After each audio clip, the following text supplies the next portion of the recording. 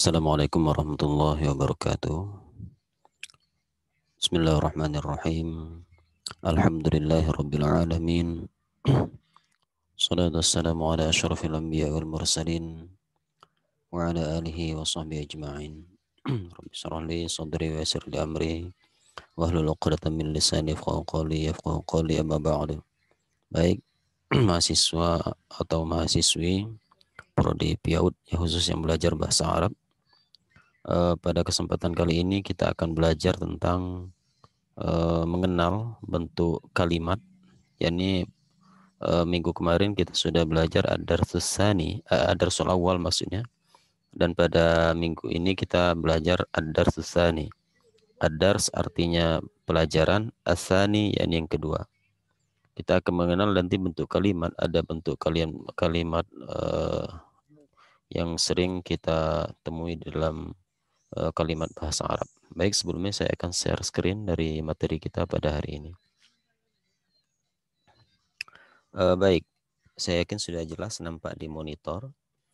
Ad-darsus tsani ini bentuk pelajaran kedua, bentuk-bentuk isim. Kita akan mengenal bentuk isim ya. Bentuk isim dalam bahasa Arab itu dilihat dari segi jumlah, itu terdiri dari 3 bentuk.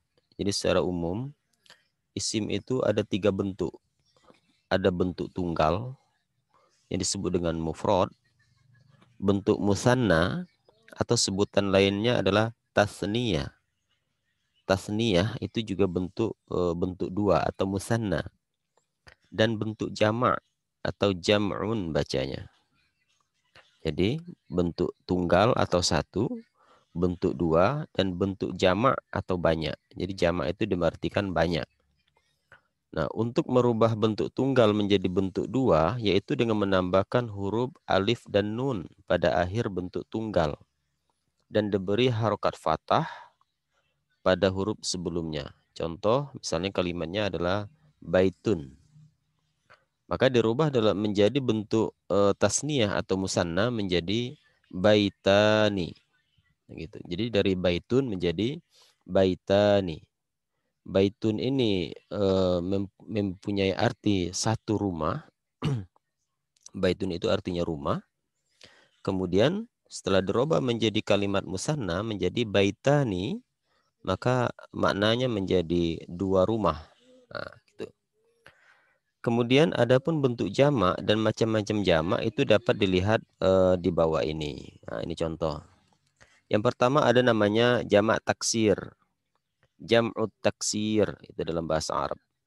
Ini jamak yang tidak beraturan. Jadi jamak yang tidak beraturan ini maksudnya hampir tidak sesuai dengan bentuk kalimatnya gitu. Sehingga dia bentuk kalimatnya itu terkadang membingungkan, tapi tidak membingungkan. Ini bisa kita lihat di dalam bacaan Al-Quran ataupun ayat. Bahkan dalam hadis pun juga bentuk-bentuk kalimat jamak taksir ini bisa kita lihat contoh-contohnya. Jadi bagi orang yang tidak tahu dalam bahasa Arab memang sangat membingungkan. Tapi oleh karena itu kita pelajari ada namanya jamak taksir. Yaitu jamak yang tidak beraturan, dia tidak beraturan gitu ya. Nah, kita lihat contoh nanti di bawah ini. Dalam bahasa Indonesia tidak ada bilangan kata benda. Di dalam bahasa Indonesia tidak ada bilangan kata benda. Kalau kita menyebutkan misalnya 1 kursi, 2 kursi, 5 kursi, dan seterusnya, maka kursi tidak berubah bentuknya. Tapi dalam bahasa Arab bentuk kata benda berubah sesuai dengan bilangannya. Jadi kalau dalam bahasa Arab kita menyebutkan 1 kursi, 2 kursi itu ya sebutannya seperti itu saja, kursi saja gitu. Tapi dalam bahasa Arab penyebutannya menyebutkan 1, 2 itu bentuk kalimatnya berubah gitu. Jadi kalau dalam bahasa Indonesia tidak disebutkan kursi 2, kursi banyak, tidak. Tapi pemakaian kalimat kursi itu dalam penulisan dalam bahasa Arabnya berubah gitu. Nah, nanti kita akan lihat salah satu beberapa contoh yang akan kita praktekkan di dalam pembelajaran ini. Ini ada mufrad, tabel musanna, dan tabel jam'ut taksir atau jamak taksir. Nah, kita contohkan baitun tadi juga di atas. Baitun ini artinya kitab. Baitun satu rumah, maknanya satu rumah. baitani ini maknanya dua rumah, karena tadi untuk menjadikan musanna itu menambahkan alif dan nun ya. Tinggal tambahkan alif dan nun pada akhir kalimatnya. Kemudian dibariskan fathah, huruf yang alif dipanjangkan baitani gitu ya. Kemudian yang terakhirnya dibariskan baris kasroh, huruf nunnya dikasrohkan atau dibaris bawahkan. Nah, selanjutnya perubahan bentuk dari baitun baitani menjadi jam'u taksir menjadi buyutun. Buyutun atau abyatun. Nah, ini kan barangkali sini jamak taksir dengan menambahkan waw atau menambahkan alif dan ta gitu. Bahkan awalnya ada alif ya kan, alif sebelum huruf akhir ta gitu. Nah, ini bentuk perubahan jamak taksir gitu. Jadi kalau kita menemukan dalam Al-Quran ataupun hadis ada kalimat buyut, itu perubahan dari bentuk baitun menjadi jamak taksirnya yakni buyut. Nah, kalau dalam bahasa kita buyut itu nenek ya. Buyut itu artinya rumah. Kemudian contoh kedua adalah kitabun. Kitabun ini artinya buku. Kita jadikan tasniyah atau musanna bermakna dua, maka tinggal menambahkan alif dan nun menjadi kitabani ya. Ini kitabani panjang ini, maaf. Ini kita tambah alif dan kita tambah alifnya ini ya. Kita tambah alifnya kitabani. Karena di sini kitabun, maka kitabani, dua buku. Nah, jamak taksirnya kutubun dengan membuang hal alif tapi dibariskan dhammah semuanya. Kutubun. Kutubun. Ya, kutubun. Maka itu artinya banyak, kitab yang banyak. Nah, dalam Al-Quran sering kita baca-baca kutub ini banyak ya. Dalam hadis barangkali silakan nanti kalau dicek ada bahasa kutub. Kutub itu artinya banyak buku atau buku-buku yang banyak atau buku-buku. Contoh selanjutnya adalah ustazun. Ustazun ini kalau kita jadikan musanna atau tasniyah maka menjadi ustazani. Ustazani menjadi dua orang ustaz. Ya, ustazun, ustaz, ustazani menjadi dua orang ustaz. Nah, jamak taksirnya menjadi asatizun. Asatizun. Ini bentuk perubahan menambahkan alif di tengah kemudian ditambah dengan ya. Asatiz itu artinya ustaz-ustaz. Tapi yang laki-laki nih ya, ustaz yang laki-laki. Kalau perempuan kemarin kita sudah menjelaskan bahwa tinggal menambahkan tak marbuto, maka menjadi ustazatun. Kalau orang bisa dijadikan muannas ya, ustazatun. Kemudian kalau dua orang ustazah, ustazataini gitu ya. Asatizatun. Jadi nanti ditambah tak marbuto di bawah sini kalau menjadikan dia seandainya kita jadikan ustazatun gitu ya. Kita tinggal menambahkan di sini tak marbuto. Ustazatun, ustazataini dan asatizah. Nah, seperti itu. Itu kalau seandainya kita merubah dalam bentuk muannas gitu. Nah, dari contoh di atas dapat kita lihat bahwa yang menunjukkan atas dua atau disebut dengan musanna dalam bahasa Arab yaitu dengan menambahkan alif dan nun pada akhir bentuk tunggal. Bentuk tunggal itu mufrad namanya. Sedangkan jamak taksir karena tidak beraturan maka sebaiknya jamak-jamak ini dihafalkan. Jadi nanti lihat pada bab 3 insyaallah kita akan pelajari akan datang. Jadi memang tidak menentu. Ini perlu kita banyak membaca sehingga kita tahu nanti mana yang jamak taksir dan mana yang jamak yang namanya jamak yang lain. Baik, kita masuk contoh yang kedua namanya jamak mudzakkaris salim. Jam'ul mudzakkaris salim yaitu jamak yang khusus untuk laki-laki atau dikatakan mudzakkar. Jam'ul mudzakkaris salim ini disebutkan jamak khusus untuk laki-laki. Jamak ini beraturan sehingga kita sangat mudah menentukannya bahwa ini adalah jamak mudzakkaris salim. Nah, contoh dan ciri-cirinya adalah penambahan huruf waw dan nun pada akhir bentuk tunggalnya. Jadi perubahannya mudah sekali kita menentukannya. Jika ada waw dan nun pada akhir kalimat isim, maka itu jelas itu adalah jamak mudzakkar salim. Nah, ini kita contohkan dari kalimat mufradnya, misalnya muslimun, mudarrisun, dan mukminun. Muslimun itu artinya orang Islam, mudarrisun itu artinya guru, mukminun artinya orang mukmin. Nah, jika ketentuannya hanya menambahkan waw dan nun pada akhir kalimatnya, sehingga menjadi muslimun menjadi muslimuna, mudarrisun menjadi mudarrisuna, mukminun menjadi mukminuna. Jadi dia hanya menambahkan waw dan nun pada akhir kalimat daripada mufrad tersebut. Maka disebutlah dia menjadi jam'ul mudzakkaris salim. Ya. Maka dikatakan dia adalah jamak mudzakkaris salim yang jamak khusus untuk laki-laki. Jamak itu dikatakan banyak. Jadi kalau muslim itu hanya satu orang Islam, mudarrisun satu orang guru, mukminun satu orang mukmin, begitu kita tambahkan waw dan nun pada akhirnya, maka berubah menjadi muslimuna. Ini orang-orang Islam artinya, banyak orang Islam. Mudarrisun, banyak guru. Guru-guru ya. Ini guru-guru yang laki-laki, muslim yang laki-laki. Mukminun, orang mukmin yang laki-laki. Banyak. Nah, gitu. Karena dia jamak. Jamak itu menunjukkan banyak. Kemudian yang ketiga adalah jam'ul muannatsis salim, yaitu jamak yang beraturan. Tapi untuk perempuan, atau dikatakan kalau untuk perempuan itu muannats.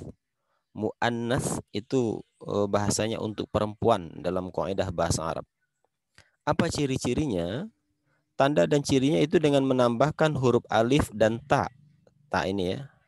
Pada akhir bentuk tunggalnya. Maka kita tahu bahwa bentuk tunggal dari kalimat mufrad untuk yang penunjukan kalimat perempuan itu ada ta marbuto. Pada dasarnya bisa dijadikan bisa bentuknya muzakkar ya. Tholibatun ini bisa artinya siswa ya atau santri. Tolib bahkan bisa juga artinya mahasiswa. Tolibatun ini kan tak ini menunjukkan bentuk kalimat muannas atau ciri daripada kalimat tersebut digunakan untuk perempuan ya kan. Tolibah ini siswa yang perempuan maksudnya. Nah, dijadikan jamak muannats salim katanya kaidahnya dengan menambahkan alif dan ta pada akhir bentuk tunggal atau mufradnya. Maka dari tholibatun ditambahkanlah alif dan ta menjadi tholibatun. Tholibatun. Nih. Mudarrisatun menjadi mudarrisatun. Gitu ya. Maka jadilah dia jamak muannatsis salim. Tolibatun satu orang murid laki-laki, tolibatun banyak. Maaf. Tolibatun satu orang murid perempuan menjadi jamak muannats salim tolibatun. Murid-murid perempuan yang banyak ya. Nah, dikatakan banyak dalam bahasa Arab jika sudah lebih daripada dua, maka itu dikatakan jamak. Saya ulangi, jika lebih daripada dua dalam bahasa Arab itu dikatakan banyak atau jamak. Karena kaidahnya ada mufrad tunggal, musanna atau tasniyah dua, dan ada jamak. Jamak itu menunjukkan lebih daripada tiga. Jadi kalau sudah lebih daripada dua, maka itu dikatakan jamak. Jamak itu bermakna banyak. Nah, kemudian ini contoh tadi, sayyarah, sayyaratun ini artinya mobil. Dijadikan mobil yang banyak, sayyaratun. Sayyaratun ini mobil-mobil yang banyak. Nah, jelas kalau saya rasa ini mudah kita pahami. Jika ada jamak mudzakkar salim, ada waw dan nun pada akhirnya. Kalau jamak muannas ada alif dan ta, gitu ya. Sementara tadi jamak taksir adalah jamak yang tidak beraturan dan ini memang perlu kita membaca dari ayat atau hadis dari Al-Qur'an sehingga kita menentukan perubahan bentuk kalimatnya dari bentuk mufrad, musanna dan jamaknya. Jamak-jamak ini memang kita sendiri tidak bisa untuk merancang atau membuatnya karena pada dasarnya bahasa Arab ini adalah yang biasa dituturkan atau diucapkan oleh orang Arab sehingga kita mengikut atau menghafal dari apa yang sudah mereka ucapkan. Bahkan dalam Al-Qur'an pun juga itu juga ada banyak kalimat yang jamaknya itu jamak muzakkar, jamak muannas ataupun juga jamak taksir. Sehingga itu memang sudah biasa diucapkan oleh orang-orang Arab gitu. Baik mahasiswi, tugas Anda adalah ini saya buat tugas. Masing-masing mahasiswa membaca satu surah dalam Al-Qur'an khusus pada juz 30 saja dimulai dari surah Ad-Duha sampai An-Nas kecuali surah Al-Bayyinah dan Al-Alaq itu panjang maka saya kecualikan. Tapi bagi yang mau mengambil surah Al-Bayyinah dan Al-Alaq silakan. Pembagian tugasnya secara urutan juga dari daftar hadir nomor 1 sampai dengan terakhir. Misalnya yang pertama namanya Ibrahim. Maka Ibrahim akan mendapatkan jatah surah Ad-Duha. Dari Ad-Duha sampai An-Nas. Ad-Duha nomor 1, Ibrahim nomor 1, maka Ibrahim mendapatkan surah Ad-Duha. Dan seterusnya sampai terakhir. Surahnya urutan juga sampai urutan terakhirnya ya. Sesuai dengan urutan surahnya. Apa tugasnya ini? Mencari isim mufrad dalam surah itu. Misalnya Anda mendapatkan surah Ad-Duha, silakan cari isim mufrad. Setelah isim mufrad itu Anda langsung jadikan bentuk kalimat musannanya atau tasniyah dan jadikan dia bentuk kalimat jamaknya. Berapa banyaknya? Makin banyak makin bagus. Kalau bisa paling tidak ada 10 kalimat ya. Jadi ada 10 mufrad, ada jadi 10 musanna dan ada juga 10 jamaknya. Jamaknya bagaimana? Nanti terserah Anda mau jadikan dia jamak apa. Seandainya jamak taksir berarti Anda sudah pernah membaca kalimat tersebut menjadi jamak taksir. Atau mungkin jamak muzakkar salim atau juga mungkin jamak muannats salim. Silakan nanti Anda robah bentuk kalimatnya dari mufrad, musanna atau tasniyah dan jamak dari surah yang sudah ditentukan tadi. Saya rasa ini saja untuk materi kita yang kedua pada pertemuan yang ketiga ini. Dan saya tunggu tugasnya ini dalam 2 hari ke depan. Karena kalau tidak berhalangan insya Allah hari Sabtu besok kita akan masuk lagi pertemuan yang berikutnya.